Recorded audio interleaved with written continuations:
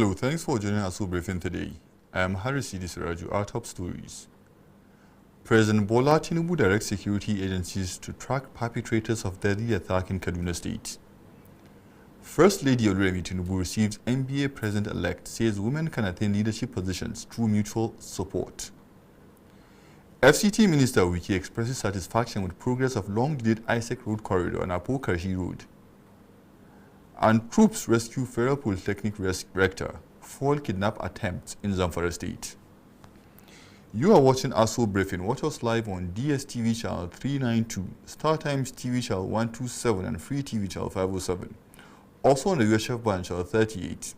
We now go ahead with details of all our stories.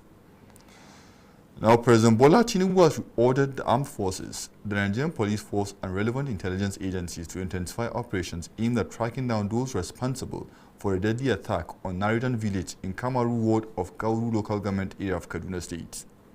The directive was conveyed in a statement issued on Tuesday by the President's Special Advisor on Information and Strategy, Bayo Onanuga. The President also reaffirmed his administration's commitment to strengthening the country's security architecture and dismantling criminal networks threatening national peace and stability. President Tinubu further called on residents to support security agencies by providing timely and actionable intelligence. The President's directive followed the attack on Naridan village in the early hours of Monday, which reportedly left about 30 residents dead, including women and children, and led to the destruction of several homes. Condemning the incident, President Tinubu described it as a barbaric and cowardly attack on innocent citizens, characterizing it as an unprovoked act of terror against defenseless people. He vowed that those behind the attack would be apprehended and brought to justice, stressing that anyone seeking to undermine the hard-earned peace and security enjoyed in Kaduna State in recent times would not escape punishment. The President also extended his condolences to the families of the victims, Kaduna State Governor Obasani, the state government, and the people of the state. Now, First Lady Oluremi Tinubu has said women can break barriers and attain greater leadership positions when they support one another. She made the remark on Tuesday while receiving the President-elect of the Nigerian Bar Association, Oyinkansola Badejo Okusanya, at her office in Abuja. According to a statement issued by the First Lady's Senior Special Advisor, Assistant on Media, Busola Kukoyi, Senator Oluremi Tinubu said the achievement sends a strong message that women can attain leadership positions through dedication, excellence, and collaboration. She noted that women are increasingly occupying key positions within Nigeria's justice sector, adding that the NBA President-elect's emergence reflects the growing impact of female leadership. The First Lady also commended Professor Foluke Dada Lawonson, who had initially contested the NBA presidential election but later stepped down and mobilized support for Badejo Okusanya. She described the gesture as a rare display of sportsmanship and solidarity among women. Earlier, Badejo Okusanya praised the First Lady for the humanitarian interventions of the Renewed Hope initiative, particularly its support for vulnerable Nigerians. She also pledged the NBA's readiness to partner with the First Lady and the Renewed Hope initiative by providing pro bono legal services for vulnerable members of society where necessary. The senior advocate was elected on July 19, 2026. Her victory makes her the first woman to be directly elected as NBA president and only the second female to lead the association since its establishment in 1933, ending at a 4-year wait for another woman to occupy the office. Now, moving on, Minister of Industry, Trade and Investment, Dr. Jumoke Oduwole, has called for the speedy passage of the African Continental Free Trade Area Domestication Bill, highlighting its critical stake in enabling Nigeria to maximize the opportunities presented by the Continental Free Trade Agreement. This is as the House of Representatives on Monday commenced consideration of 13 related bills intended to strengthen Nigeria's trade and commercial environment, with the proposed domestication of the African Continental Free Trade Area Agreement emerging as the centerpiece of the exercise.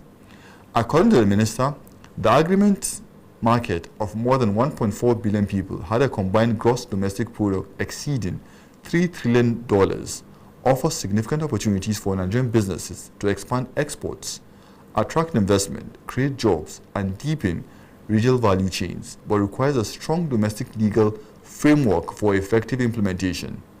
Chairman House Committee on Commerce, Mr. Ahmad Munir, said the proposals cover trade expansion, digital commerce, institutional reforms and amendments to key commercial laws, including the Nigerian Export Promotion Council Act, the Sale of Goods Act, and the Price Control Act. He assured stakeholders the committee will carefully consider all submissions before concluding work on the bills, stressing that the objective is to enact legislation that promotes investment, innovation, and private sector growth, while positioning Nigeria to compete more effectively in regional and global markets. Speaker of the House, Dr. Abbas Tajuddin, declared the session open through his representative, Deputy Chief Whip, Mr. Isiaka Ibrahim, expressing confidence the proposed legislation would improve the ease of doing business, eliminate regulatory bottlenecks, attract investment, and promote sustainable economic growth in the country. Now, the House of Representatives Committee on Petroleum Resources Downstream has engaged key stakeholders in the downstream oil and gas sector to chart a common path towards energy security, stable fuel supply, and sustainable industry reforms. The committee, chaired by Mr. Nkenga Ugochinyere, met with executives of the Depot and Petroleum Product Marketing Association of Nigeria, DAPMAN, the Independent Petroleum Marketers Association of Nigeria, IPMAN, and the Major Energies Marketers Association of Nigeria, MEMAN, on Tuesday at the National Assembly, with discussions centered on balancing support for local refining while ensuring uninterrupted fuel availability across the country. The committee's chairman assured stakeholders that no policy affecting the downstream sector will be formulated without broad consultations with operators whose investments sustain Nigeria's petroleum distribution network. Presenting DAPMAN's position, the Association's Executive Secretary, Olufemi Adeoli, urged the Nigerian Midstream and Downstream Petroleum Regulatory Authority to develop practical operating stock guidelines under Section 182 of the Petroleum Industry Act. In his presentation, IPMAN National President's name, Abubakar Shatima, observed that the implementation of the Petroleum Industry Act, the regulation of fuel prices, rehabilitation of government-owned refineries, and the emergence of large-scale private refineries have positioned Nigeria to evolve from a major importer of refined petroleum products into Africa's leading refining and distribution hub. Speaking on behalf of MEMAN, Executive Secretary Clement Isong cautioned against imposing blanket restrictions on fuel imports, arguing that government must retain the flexibility to approve imports whenever necessary to safeguard national energy security. Now, moving to the nation's capital, where the Minister of the Federal Capital Territory, Barrister Ezenwo Wesomuke, says the return of Rivers State Governor Siminalayi Fubara to his political camp will strengthen efforts to mobilize support for President Bola Tinubu's re-election in 2027. The minister made the remarks while inspecting ongoing road projects across the FCT, where he also expressed satisfaction with the pace of work on strategic infrastructure projects. Correspondent Usman Katun Umar reports. Minister of the Federal Capital Territory, Barrister Ezenwo Wesomuke, says politics is about unity and reconciliation, declaring that there is no sin in politics, as he welcomes Rivers State Governor Siminalayi Fubara back into what he described as the political family that brought him to power. Speaking with journalists after inspecting ongoing road projects in Abuja, Barrister Wike said Governor Fubara's decision to publicly return to the fold will strengthen political collaboration and boost support for President Bola Tinubu's second-term bid. In politics, there's no sin. Just for you to realize that, look, I don't think I am taking the right step. He has made it to the public to say that he has come back to where he started from. Receive him with all good minds, nothing to hide. We all work together to make sure that we give Mr. President the required votes to continue. That's why we are. The minister also inspected the ongoing ISEX road corridor and the nearly completed Apo Karshi Road, expressing satisfaction with the quality and speed of work. According to him, the ISEX Road, flagged off during President Tinubu's third anniversary project commissioning, has recorded significant progress, with the contractor assuring the administration that it will be ready for commissioning in December this year. Barrister Wike also visited the long-delayed ISEX Road project awarded in 2014, where he disclosed that the contractor had pledged to complete 6 kilometers of the road and key interchanges before the end of the year, subject to the release of funds already captured in the national budget. With projects that are very important to the development of the city, with projects that are very important to change the landscape of the city, with development that will totally improve the economy of the city. That's why everybody is happy with what is happening in Abuja. The minister recalled that abandoned projects dotted the Federal Capital Territory when the President Tinubu administration assumed office in 2023, but noted that the president directed that all inherited projects be completed to protect public investment and accelerate development. He added that the FCT administration would continue engaging the Federal Ministry of Finance to ensure adequate funding, while contractors maintain steady progress towards delivering critical infrastructure scheduled for commissioning before the end of the year. Usman Katun Umar, Aso Television News.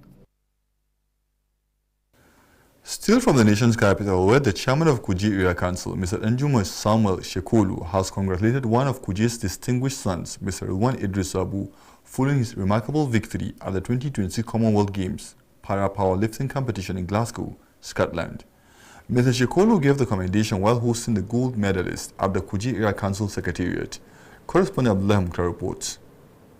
The chairman, Mr. Danjuma Samuel Shekwelo, said Mr. Ruwan Idris Sabo delivered an outstanding performance by lifting an impressive 208 kilograms to win Nigerian first gold medal in the men's heavyweight para-powerlifting event, bringing pride and honor to the nation on the international stage. Describing the achievement as historic and inspiring, Mr. Shekwelo commended Mr. Sabo for his unwavering dedication, resilience, discipline, and commitment to excellence.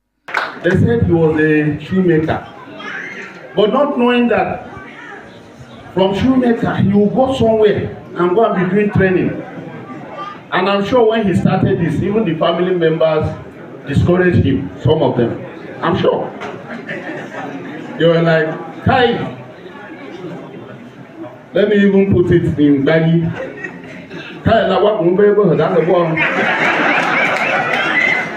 But today we are all gathered here, happy and clapping hands."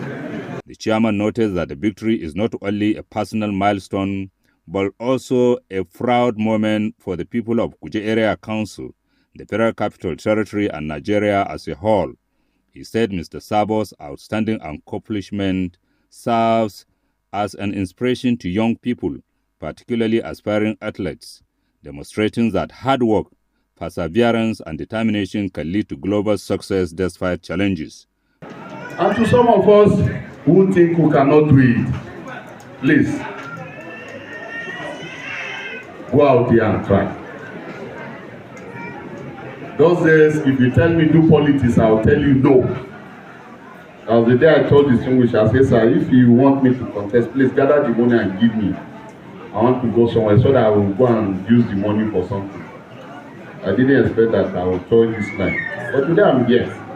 Responding, Mr. Ruwan Idris Sabo, who spoke in Hausa and Gbagi, expressed profound appreciation for the honor accorded him, describing the recognition as overwhelming and deeply encouraging.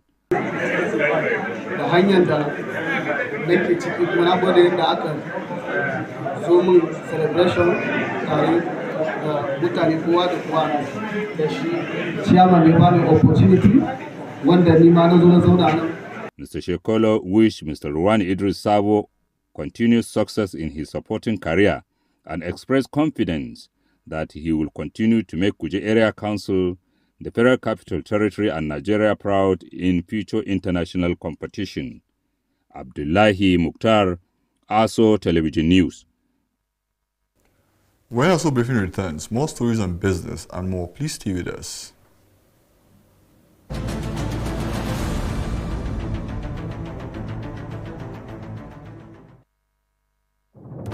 There are stories that make the heart race.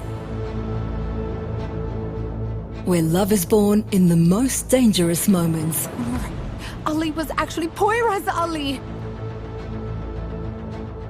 Each secret can destroy everything. Love, passion, power, lies. It's not the first time you let me down. It was my mistake for trusting an idiot like you. The dramas that make you feel everything Catch the sizzling episodes of Sins and Roses at 4 p.m, Domenica Monteiro at 5 p.m, Be My Sunshine at 6 p.m, and Avenida Brazil at 7 p.m, Central African Time. Only on Novelas Plus.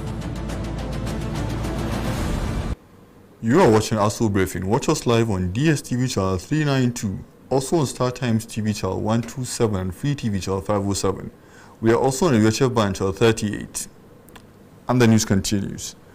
Now, troops of Operation Fansanyama have rescued the rector of the Federal Polytechnic Kaurana Moda, Dr. Aminu Yusuf, and foiled multiple kidnap attempts during coordinated operations in Kaurana Moda local government area of Zamfara state.